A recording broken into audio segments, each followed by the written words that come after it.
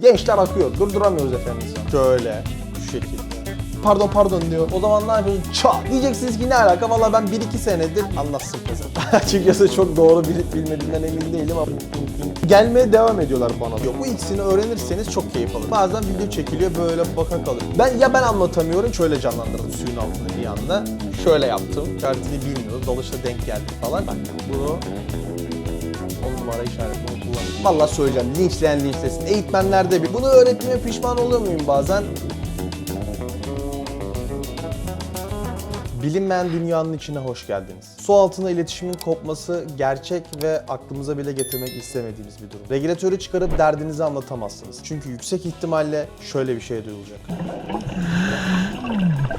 Dalış ekibinizin her bir üyesine kristal netliğinde anlaşılabilirlik ve benzersiz güvenlik sağlayan dalış işaretlerine bakıyoruz. Komandoların kendi dili vardır ya, biz dalgıçların da kendine özel gizli bir dili var. Dalış işaretlerini iyi öğrendiğinizde yol verme direktifleri, balık canlılarını tanımlamam, olası riskleri ifade etmem, derdinizi anlatmam, bu bir ihtiyaç da olabilir, keyiften de olabilir yani. Bir de gerçekten gülmek, eğlenmek için dalış işaretlerini kullanmanız gerekiyor. İnanın dalışın keyfi 5'e 10'a katlanıyor. O kadar ki sanki suyun altında sizle böyle sesli konuşmuş gibi aklınızda kalıyor ve diyor ki yani o bana dedi, ben ona bunu dedim, işte o ona öyle anlat, konuşmuş gibi kafanızda yankılanıyor. Bunun için dalış işaretlerini iyi kullanmanız gerekiyor. Şimdi dalıştaki temel savunma hattımızla başlayalım. Malum konuşamıyoruz ve çok temel bir şey anlatmamız lazım. En temel öğreneceğiniz şey de tamam veya tamam değil demek. Bu iki işaret her dalışın temel ikilisidir.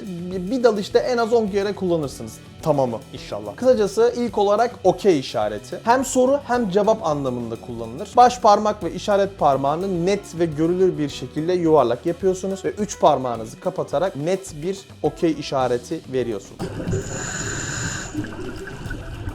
Bu işareti söylediğim gibi hem iyi misin hem de iyiyim anlamında kullanıyoruz. Yani bir kişi size bu işareti yaptığında durduk yere bu iyi misiniz anlamına geliyor ve siz de ona iyiyseniz iyiyim demek durumundasınız. Dalış işaretlerinin yazılı olmayan altın kuralı basit, net ve yoruma kapalı olması gerektiğidir. Yani siz dalış işaretlerini maalesef yani karşılaşıyoruz ve darılmayın ama sayın hanımefendiler, sevgili kadınlarımız birazcık bu işareti şöyle esnetiyorlar. Tabii anlıyorum ama şöyle söyleyeyim, yanlış anlamayın ama anlamak zorunda değilim sevgili kadınlarımız. Anlamak zorunda değiliz. Derdinizi anlatmanız gerekiyor.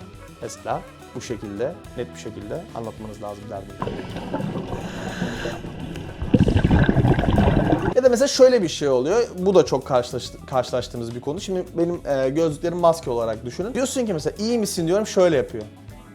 Ya ben suyun altında, ışık ortamı biraz daha zayıf değil mi illaki? Üzerimizde ekipman var, maske var, belki başlık var falan, hiçbir şey görmüyorum. Böyle kapalı bir ortam. Böyle yapıyor falan. Bunu anlamamız mümkün değil. Yani bunu da anlıyoruz artık ama yine maalesef kadınlar da.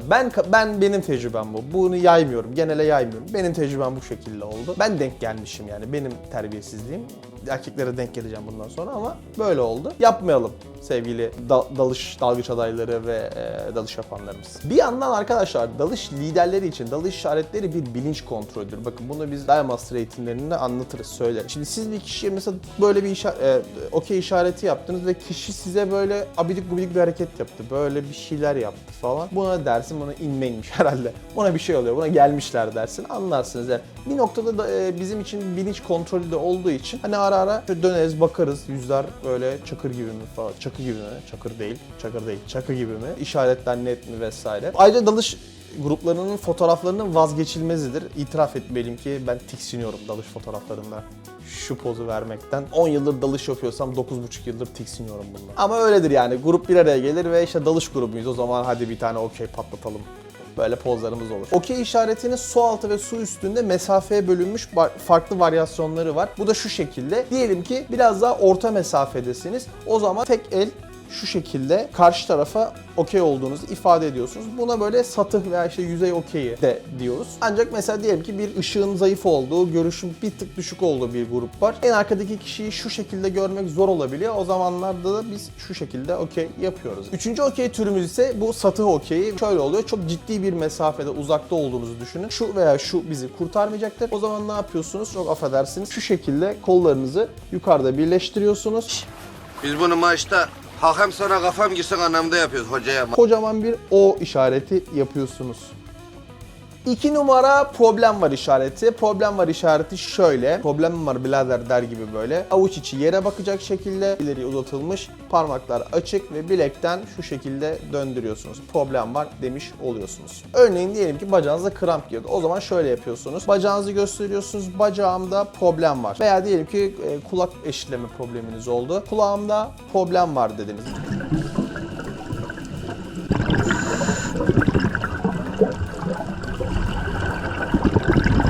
Benim mentalde problem var falan gibi işareti kullanabilirsiniz. Sonuncusu şakadır. Bu işaretin yüzey versiyonu ise kolunuzu kaldırıp sallamanız veya suya vurmanızdır. O yüzden dalıştan çıkınca böyle çıkar çıkmaz "Woohoo, hello, müthiş bir dalıştı, tekne buradayız" falan filan diye yapmayın. Rescue'lar, Dive Master'lar, dalışçılar, eğitmenler atlarlar suya, size doğru gelmeye başlarlar. Suya vurmak veya el sallamak problem olduğu anlamına geliyor su yüzeyinde. 3. Yüksel, alçal dalış güvenliği açısından çok önemli. Dalışta özellikle yeni başlayanlarda vallahi söyleyeceğim, linçleyen linçlesin. Eğitmenlerde bile güzellik problemi var. Bu ülkede güzellik anlaşılmış bir şey değil kardeşim. Bunu anlayamadıkları için, öğrenemedikleri için öğretemiyor insanlar. Dala güzelliklerini geliştiriyorlar. Nasıl oldu, neye bağlandı? Hani herkesin hazır bir iki tane cevabı var. Tabii ki de ben bu işi yapabilen insanları tenzih ediyorum ve çok şükür ki çevrem böyle insanlarla dolu ama gerçek bu. Bunun matematiği anlaşılmadığı için anlatılmıyor. Yukarı işareti bu, yukarı çıkalım. Bu aşağı inelim veya işte aşağı in anlamına geliyor. Bir de ben şöyle bir işaret kullanıyorum dalış eğitimlerinde. Hani böyle sarı kart, kırmızı kart arasında kalırsın. Yüksel veya alçal. Yüzerken kum kaldıran bir kişi görüyorsam hemen uyuyorum. Diyorum ki yüksel.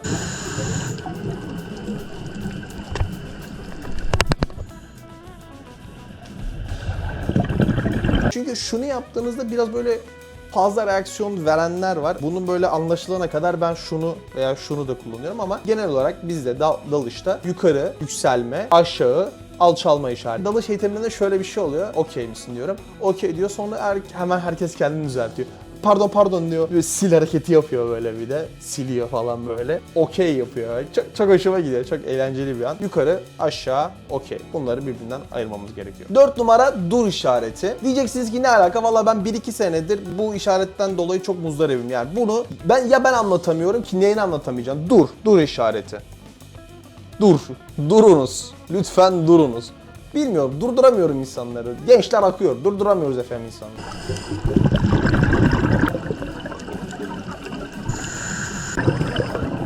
Mesela grup geliyor, dur diyorum ki gelmeye devam ediyorlar bana doğru. Ya dur kardeşim diyorum, gelmeye devam. Duracaksın, neyini göstereyim? Dur işte, stop. 5. işaretimiz yaklaş veya body olun işaretleri.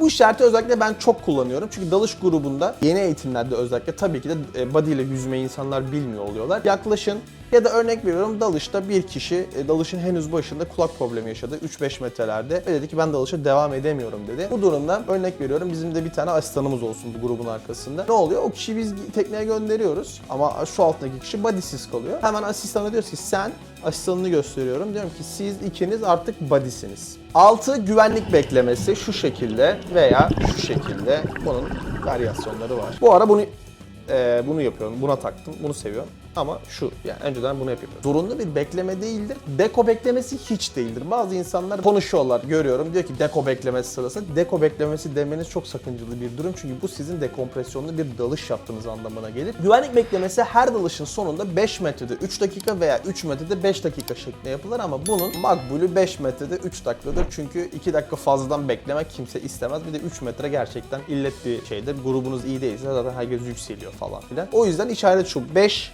metrede 3 dakika veya 3 dakika şeklinde. Burada dalış lideriniz sizi 5 metrede 3 dakika tutmayabilir. Yüzüyor olabilir, devam edebilir. Gruba dönüyorum, diyorum ki 5 metre 3 dakika gel diyorum.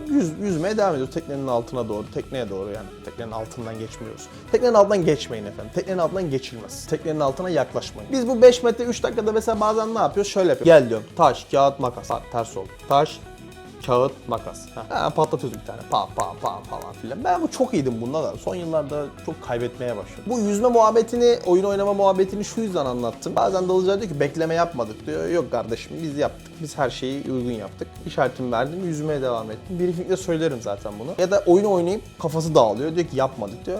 Nerede yaptık? Biz bu oyunu nerede oynadık? Keyfine öyle 3 dakika oyunu mu oynayalım dedik durduk yere. 7 numara havam bitti. Aslında bu işaretin makbul tamamı, komplesi şöyledir. Havam bitti, hava paylaşalım şeklindedir. Dalış henüz başlamadıysanız merak etmeyin. Dalışta zırt pırt havanız bitmez. Eğer çok acemi değilseniz diyeyim. Hayalinizdeki gibi bir hava bitmesi senaryosu olmuyor ama biz dalış eğitimlerinde şöyle bir mantık işliyoruz. Sizin aklınıza gelebilecek veya gelemeyecek tüm senaryolar için sizleri eğitiriz. Doğal olarak her birinin işaretini bilmek durumundayız. Yani pilotlar mesela uçağın düşmesi bilmem ne olmaz senaryoların eğitimlerini niye alıyorlar? Yani uçak düşse, adamın hayatta kaç kere uçak düşmüş olabilir yani. Biz de aynı şekilde sizleri çok fazla senaryoya hazırlıyoruz ki hani başınıza gelirse öyle kala kalmayın diye. Hava bitmesi istenmeyen bir senaryodur. Dalış liderleri zaten belli aralıklarla size hava sorarlar. Ayrıyetten de sizin kendi havanızı takip etmeniz önerilir. Dalış body'leri de birbirlerinin havalarını tabii ki istedikleri kadar sorabilirler. Ben bunu gruplarıma söylüyorum. Yapmıyorlar ama yapın. Siz de liderinize hava sorun. Bu şunun için hem hava sorma işaretini hatırlamış olursunuz hem de havanızı liderle kıyaslayarak ne durumda olduğunuzu görebilirsiniz. Şunu söyleyeyim. Eğer çok yeni dalışa başladıysanız ve dalış lideriyle aranızda sorduğu anda çok büyük bir fark varsa, örnek veriyorum sizin tüpünüzde 120 bar kalmışken adamın tüpünde veya işte kadının tüpünde 160 bar, 170 bar falan varsa o an ben galiba işte sömürdüm bütün havayı falan diye düşünmeyin. Tabii ki daha yenisiniz. Zamanla gelişecek bunlar. Ama şunu anlamaya çalışın.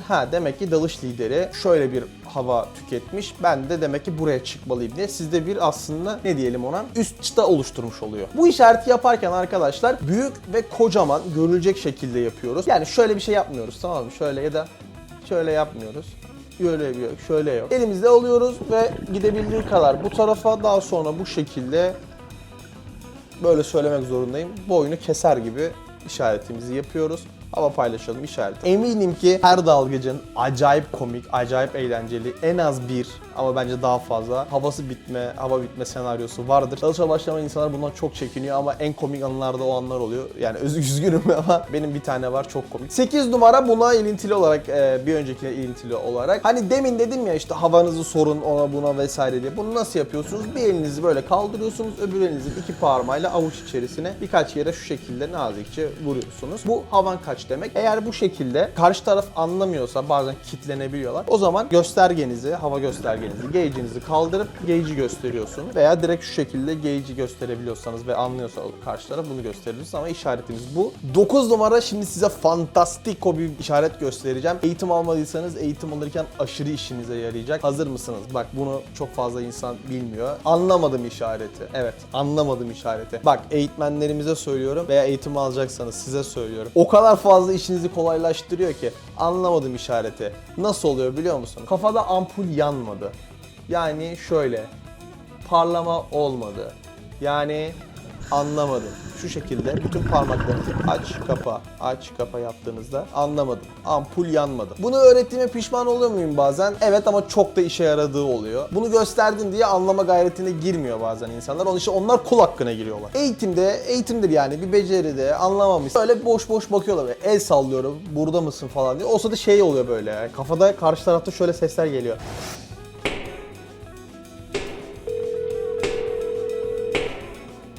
O zaman ne yapıyorsun? Çat! Anlamadım baba. Yapıştır. Anlatsın pezen. Hep ben mi anlatacağım? 10 numara üşüdüm üstümü örtsene anne. Yeni başlayanlar için çok lazım olacak. Evet. Çünkü bazen üşüyor insan ve bunu nasıl ifade edeceğini bilemeyebiliyor. Klasik bir şekilde üşüdüm bu şekilde derdinizi anlatabilirsiniz. Şimdi bunların dışında çok fazla dalış işaretleri var elbette. Hocalarınıza sorarsanız zaten size hepsini anlatacaklardır. Dalış işaretlerinde iyi olursanız dalışı bambaşka bir seviyeye çıkarırsınız. Bunun dışında şimdi size birazcık ileri seviye işaretler göstereceğim. Mesela caretta. Şu şekilde ellerinizi iki yana getiriyorsunuz, parmaklar açık. Şöyle üst üste getirin. Hangisini getirdiğinizin bir önemi yok. Parmaklar birbirinin arasından geçiyor. Baş parmaklarınızı kaldırıyorsunuz ve şu hareketi yapıyorsunuz.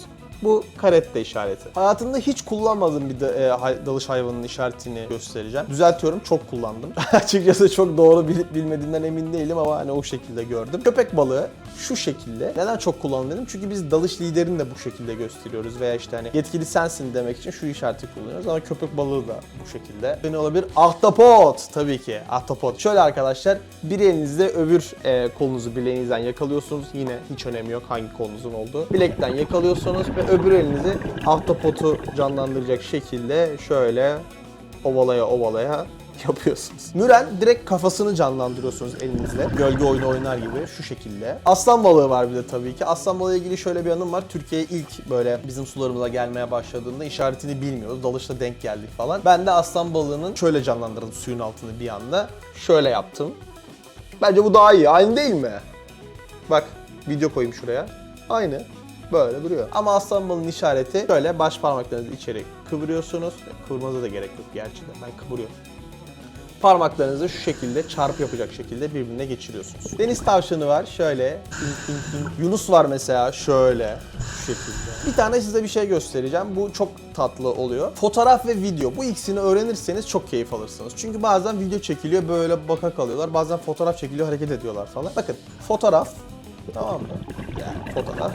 Video. Eski, çok eski kameralar varmış ya şöyle falan hani. Çevire kaydediyorlarmış herhalde. Filmin mi sarıyor orada? Bak bunu 10 numara işaret. Bunu kullanın. Bir tane daha bonus geldi aklıma. Onu söyleyeyim. Bunu ben çok kullanıyorum. Mesela dalış gruplarında nasıl gider dalıcılar? 2 kişi vardır. Onların arkası 2 kişi vardır. Onların arkası 2 kişi vardır. En önde de dalış lideri vardır.